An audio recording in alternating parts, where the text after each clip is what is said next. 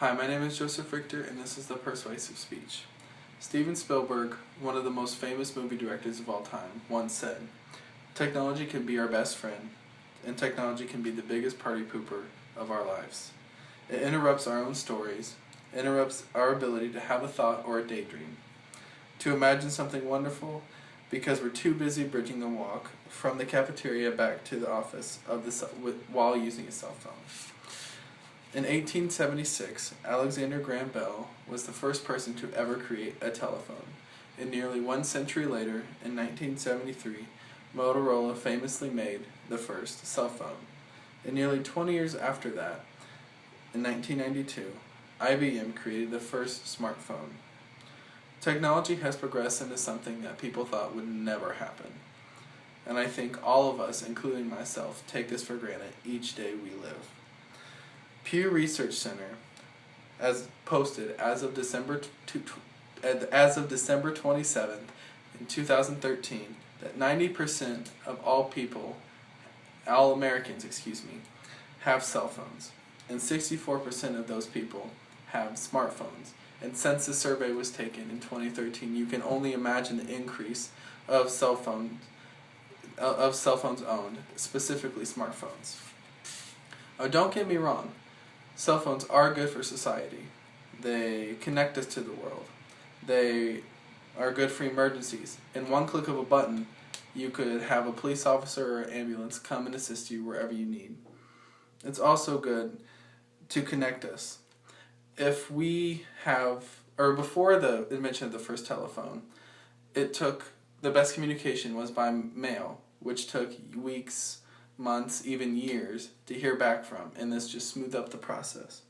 The purpose of this speech is not to show the positive aspects of having a cell phone, but to show the harm and consequences of cell phone addiction, and to show steps to resolution.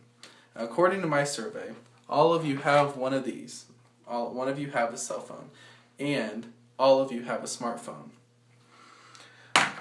On February 22nd, in 2015, AddictionTips.net posted an article entitled 25 Surprising Facts About Cell Phone Addictions. Now, I won't bore you and read all 25, but I will read 5 of the most convicting.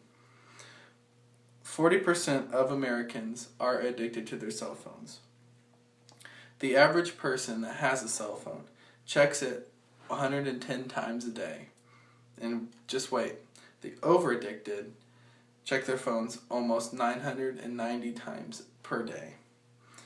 72% of users do not feel comfortable being more than 5 feet away from their cell phones. Cell phone addiction can be responsible for OCD, depression, and other mental disorders. Now here is the most convicting, according to me. If for every 100 hours of talking on the cell phone, you increase your chance for brain cancer by 5%. Now let's break this down a little bit. The psychological harm and mental health. The U.S. National Library of Medicine and National Institute of Health conducted a survey testing the correlation between mental health and mobile phone use. The department conducted this survey in a university in Iran, randomly selecting 296 participants from the university.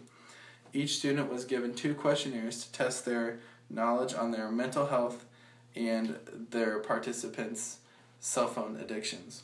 Now I'm not going to bore you with all the statistical evidence of the survey, but I will tell you that they concluded that increased mental health those participants that had increased mental health showed less signs of cell phone addictions. Now, besides psychological and mental health issues, cell phone addiction can also cause social harm. Isn't it so sad when you walk by a park or something, and when you used to see kids using their imagination and playing all over the place, now you see them just sitting in a circle, not talking, on their phones or other technology. And the newest app, Pokemon Go, is not helping with this. And it's not just kids, it's adults too. It's very dangerous, and I don't think people are fully aware of this. On September 7, 2014, a student posted to Penn State University's blog that cell phone addiction has caused an increase in incorrect spelling and grammar usage in kids' homework in substitute for texting lingo. In addition to this, those students who who had their phones taken away from them did not know how to react in social situations, so they resulted to isolation and even depression. Now, if we just stopped here, there'd be no hope for us. But how do we combat with this problem? As technology moves on, society forces us to have technology to relate to the world.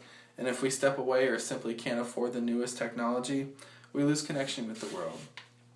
However, lifehack.org promoted a 5-step process in combating your addiction use. First step is, for the first 30 minutes of the day, don't use your phones. Go do your routine and then come back after you eat breakfast and after you successfully get ready for work. Secondly, set up no phone zones in the house. For me, growing up, my parents also said, don't bring your phone to the table. This is just an example. Thirdly, have your phone off while you're at work, or while you're in your car, as this can not only help you with your addiction, but also can keep you safe as you're driving. Fourthly, have face-to-face interactions with people when you are with them. Don't just sit together and just be on your phones the whole time. If you do face-to-face interactions and conversations, you can also improve your social skills. And don't lose sleep over this. Many people, including myself, sometimes just lay in bed on their phones as this is taking away from their sleep. Cell phones want to help us, but without management, we can suddenly find ourselves in the middle of addiction.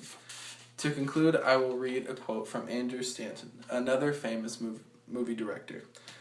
We fall in our habits, our routines, our ruts. They're used quite often, consciously or unconsciously. To avoid doing the messy part of having relationships with other people, of dealing with the person next to us. That's why we can all be in the room on our cell phones and not have to deal with one another. Technology wants to help us. Will you let it, or will you let it hurt you? Thank you.